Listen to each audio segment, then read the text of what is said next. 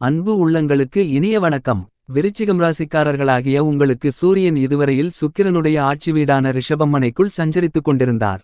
இப்போது அவருடைய அதிநட்பு கிரகமாக இருக்கக்கூடிய புத்திகாரகரான வித்தைகாரகரான புதன் பகவானுடைய ஆட்சி வீடான மிதுனத்தில் பயணித்துக் கொண்டிருக்கிறார். மிதுனம் மனையில் புதன் பகவான் தன்னுடைய சொந்த வீட்டில் ஆட்சி பலம் பெற்று சஞ்சரித்துக் கொண்டிருக்கிறார். மேலும் சுக்கிரனும் மிதுனம் ராசியில் பயணித்துக் கொண்டிருக்கிறார். சூரியன் புதன் சுக்கிரன் என முக்கூட்டு கிரகங்களாக மிதுனம் மனையில் சஞ்சரிக்கிறார்கள். இந்த அமைப்பு சிறப்பான வரவேற்கத்தக்க அதிர்ஷ்டயோகமான அமைப்பாக கருதப்படுகிறது. இதன் மூலமாக சூரிய புதாதிபத்தி யோகம் புதசுக்கிர யோகம் என்பது மட்டுமில்லாமல் குருட்டுராஜயோகம் ஏற்படுகிறது. இவ்வாறான யோகங்களால் எண்ணிலடங்கா நன்மைகள் உங்களுடைய வாழ்க்கையில் ஏற்படுகிறது.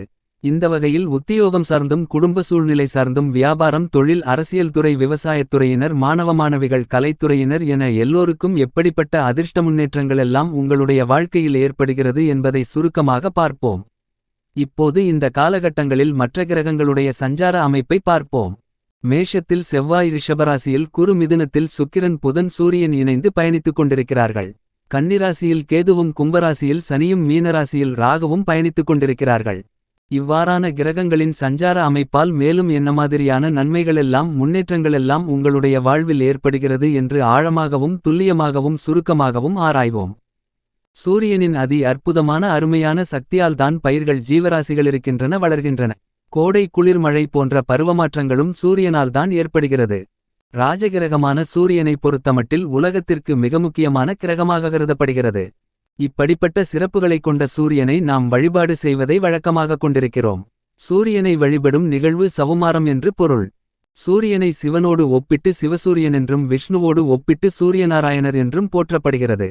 சூரியன் சிவபெருமானின் வலதுகண்ணாக இருப்பதாக புராணங்கள் கூறுகின்றன. சிவபெருமானை நோக்கி கடுமையான தவமிருந்த சூரியன் கிரகப்பதம் என்னும் பெயரும் பல கிரகணங்களோடு பிரபஞ்சத்தில் ஒளி மண்டலத்தில் உலாவரும் உயர்வையும் பெற்றார். சூரியன் மேஷம் ராசி முதல் மீனம் ராசி வரை உள்ள 12 ராசிகளிலும் பயணம் செய்வார். அவர் ஒரு ராசியிலிருந்து அடுத்த ராசிக்கு மாறும்போதுதான் தமிழ் மாத பிறப்பு நிகழ்வதாக கருதப்படுகிறது. சூரியனுடைய தேர் பொன்னிறமானது. அந்த தேருக்கு 5 ஆரங்களும் 3 நாவிகளும் உண்டு. 3 நாவிகளும் 3 காலத்தை குறிக்கக்கூடியது. சூரியரதத்தின் சக்கரத்தில் உள்ள 6 ஆரங்களும் அதாவது கட்டைகளும் 6 ரிதுக்களை குறிக்கின்றன. சக்கரத்தின் மேல் பாகமும் கீழ்ப்பாகமும் உத்தராயணம் தட்சயானத்தையும் குறிக்கிறது. சூரியன் பச்சை நிறமுடைய குதிரைகளை கொண்ட தேரில் வலம் வருவார். இந்த தேருக்கு ஒரே ஒரு சக்கரம் மட்டும்தான் உண்டு. இந்த குதிரைகள் பூட்டிய ரதத்தை ஓட்டுபவருடைய பெயர் அருணன். இவருக்கு கால்கள் கிடையாது.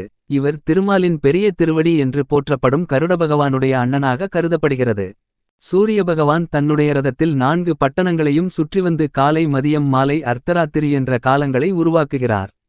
சூரிய பகவானை வழிபடும் வழிபாடுகளில் முக்கியமானது ரதசப்தமி ஆகும். இது சூரிய ஜெயந்தி என்றும் போற்றப்படுகிறது. நவகிரகங்களினுடைய செயல்பாடுகள் உங்களுடைய வாழ்க்கையை தீர்மானிக்கிறது என்று ஜோதிட சாஸ்திரம் கூறியிருக்கிறது. குடும்பத்தில் தலைவன் தந்தை என்பது போல் கிரகங்களின் தந்தையாக சூரிய பகவானை கருதப்படுகிறது. சூரியன் ஆளுமையும் அதிகாரமும் கொண்ட தலைவராக இருக்கிறார். கிரகங்களுடைய தலைமை பண்பு அதிகமுடைய கிரகமாக கருதப்படுவது சூரிய பகவானே ஆகும். அதாவது எல்லா கிரகங்களும் சூரியனை அடிப்படையாக கொண்டுதான் இயங்குகிறது. இந்த பூமியில் வாழும் ஜீவராசிகள் அனைத்திற்கும் சூரியனுடைய ஒளி மிக மிக அவசியம் என்று கருதப்படுகிறது. குறிப்பாக உயிர்கள் வாழ்வதற்கு சூரியன் தான் முக்கியமான காரணமாக பார்க்கப்படுகிறது. இப்படிப்பட்ட சூரிய பகவானை நாம் எப்படி வணங்க வேண்டுமென்று பார்த்தோமானால் அதிகாலையில் எழுந்து சூரியன் உதிக்கும்போது சூரியனை பார்த்து சூரிய நமஸ்காரம் செய்து வந்தால் வாழ்க்கை செல்வ செழிப்புடன் இருக்கும். அப்படி முடியாவிட்டாலும் காலையில் எழுந்து குளித்து முடித்துவிட்டு தண்ணீரை சூரியனுக்கு சமர்ப்பணம் செய்தல் வேண்டும். அதாவது பித்தளை அல்லது செம்பு பாத்திரத்தில் தண்ணீரை நிரப்பி காலையில் உணவு உண்ணாமல் வெறும் வயிற்றில் குளித்து முடித்துவிட்டு கிழக்கு நோக்கி சூரியனை பார்த்து தலைக்கு மேல் தண்ணீர் நிறைந்த பாத்திரத்தை தூக்கி உயர்த்தி கொள்ள வேண்டும். பின்னர் தண்ணீர் பூமியை நோக்கி ஊற்றுமாறு பாத்திரத்தை சாய்க்க வேண்டும். இவ்வாறு பஞ்சபூதங்களில் ஒன்றான நீரை சூரியனுக்கு சமர்ப்பணம் செய்யும்போது நாம் நினைத்த காரியங்கள் கைகூடும். இவ்வாறான வழிபாட்டை தினமும் செய்து வந்தால் சூரியனின் பரிபூரணமான அருளாசி கண்டிப்பாக கிடைக்கும் என்பதில் துளியளவும் சந்தேகமில்லை. சூரிய பகவானை வழிபாடு செய்யும் பட்சத்தில் இவருடைய திறன்களெல்லாம் பக்தர்களுக்கு வந்து சேருமென்பது ஐதீகம். எந்த செயலிலும் தன்னுடைய கை ஓங்கியிருக்க வேண்டுமென்று நினைக்கும் சூரியன் தன்னை வழிபாடு செய்யும் பக்தர்களுக்கும் அதே பலன்களை அதே தன்மைகளை அதே குணாதிசயங்களை அள்ளிக் கொடுக்கக்கூடியவர். சூரியன் எதிரிகள் புடை சூழ வந்தாலும் துரோகிகளால் வாழ்க்கை பாதித்தாலும் அதனையும் தாங்கி நிற்கக்கூடிய தலைமை பண்பை சூரிய பகவானை வழிபடும் பக்தர்களுக்கு அவர் அள்ளிக் கொடுக்கிறார். சுற்றி இருக்கும் பல பேர் கூட்டத்தின் நடுவே உங்களை அதாவது பக்தர்களை தலைவனாக்கி அழகு பார்க்கக்கூடிய மிகச்சிறந்தவர் சூரியன். இவ்வளவு மேன்மைகளை கொண்ட சூரிய பகவான் அதிநட்பு கிரகமான மிதுனம் ராசியின் அதிபதியான புதனுடனும் மற்றும் சுக்கிரனுடனும் பயணிக்கக்கூடிய இந்த காலகட்டங்களில் குருட்டு ராஜயோகம் என்ற வகையில் மேலும் எப்படிப்பட்ட நன்மைகளெல்லாம் உங்களுடைய வாழ்க்கையில் கிடைக்கிறது என்று இன்னும் சற்று பார்ப்போம். விருச்சிகம் ராசிக்காரர்களாகிய உங்களுடைய ராசிநாதனான செவ்வாய் ராசிக்கு 6ஆம் இடமான ரணம் ருணம் ரோகம் சத்ருஸ்தானத்திற்குள் ஆட்சிபலம் பெற்று சஞ்சரித்துக் கொண்டிருக்கிறார். உங்களுடைய ராசிக்கு 8ஆம் இடமான அஷ்டமஸ்தானத்திற்குள் சுகாதிபதியான சுக்கிரன் புதன் சூரியன் பயணித்துக் கொண்டிருக்கிறார்கள். இது உங்களுக்கு ஒருவிதத்தில் நன்மைகளை கொடுக்கக்கூடிய அமைப்புதான். ஏனெனில் ராசிக்கு 12ஆம் இடத்தின் அதிபதியான சுக்கிரன் ராசிக்கு 8இல் மறைவது நல்லதுதான் என்று சொல்லக்கூடிய அளவிற்கு நல்ல நன்மைகள் நிறைந்த ஒரு காலகட்டமாக இந்த காலகட்டம் அமைந்துள்ளது. இந்த காலகட்டத்தில் உங்களுடைய வியாபாரம் மற்றும் தொழில் சார்ந்த பணிகள் சிறப்பாக இருக்கும். விருச்சகம் ராசிகாரர்களாகிய ஒரு சிலருக்கு ஆடைகளையும் ஆபரணங்களையும் வாங்கி மகிழ்வதற்கான யோகங்கள் கிடைக்கிறது என்ற வகையில் இந்த காலகட்டம் அமைந்துள்ளது. வெளிநாட்டில் வியாபாரம் செய்யும் அதாவது ஏற்றுமதி இறக்குமதி துறைகளில் இருப்பவர்களுக்கு நல்லபல அதிர்ஷ்ட முன்னேற்றங்களும் வளர்ச்சிகளும் லாபங்களும் நிறைந்து கிடைக்கும். இதன் காரணமாக உங்களுடைய பணவரவு பணப்புழக்கங்கள் அதிகரித்து பொருளாதார நிலை உச்சத்திற்கு செல்லும். இதன் மூலமாக உங்களுக்கு இருக்கக்கூடிய சங்கிலி தொடர்போலிருந்து வந்த பழைய கடன்களை அடைத்து நிம்மதி பெறக்கூடிய வாய்ப்புகளும் யோகங்களும் இந்த காலகட்டத்தில் உண்டு என்பது மட்டுமில்லாமல் உங்களுடைய வியாபாரம் மற்றும் தொழிலை அபிவிருத்தி செய்யக்கூடிய வகையில் பல்வேறு வகையான முன்னேற்ற வளர்ச்சிகளிலும் நீங்கள் ஈடுபட நினைக்கிறீர்கள் என்றால் உங்களுடைய சிறுமுயற்சியிலேயே அவ்வாறான விஷயங்களில் வெற்றிகள் நிறைந்து கிடைக்கும் என்பதை இந்த கிரகங்களுடைய சஞ்சார நிலைகள் தெள்ளத்தெளிவாக எடுத்துக்காட்டுகின்றன. உங்களுடைய குடும்பத்தில் சுபகாரியங்களை நீங்கள் செய்ய வேண்டுமென்று நினைக்கிறீர்களென்றால் உங்களுடைய எண்ணங்கள் ஆசிகள் நிறைவேறி சுபகாரிய விஷயங்கள் பலிதமாகும். உங்களுடைய தொழிலில் புதிய ஒப்பந்தங்களும் ஆர்டர்களும் அதிரடியாக சிறப்பாக கிடைத்து முன்னேற்றங்களும் வளர்ச்சிகளும் லாபங்களும் நிறைந்து கிடைக்கும்.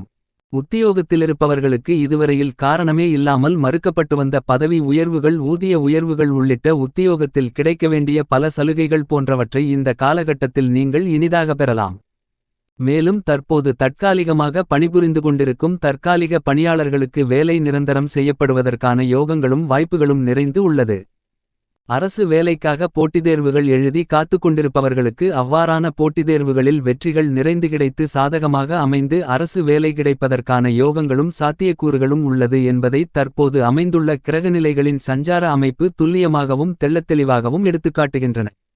உத்தியோகம் காரணமாகவோ அல்லது மற்ற காரணங்களுக்காகவோ குடும்பத்தை விட்டு பிரிந்து இருந்தவர்கள் மறுபடியும் குடும்பத்தோடு ஒன்று சேர்ந்து மகிழ்ச்சியாக சந்தோஷமாக வாழக்கூடிய மிகச்சிறந்த அற்புதமான அருமையான காலகட்டமாக இந்த சூரிய பெயர்ச்சி காலகட்டம் அமைந்துள்ளது.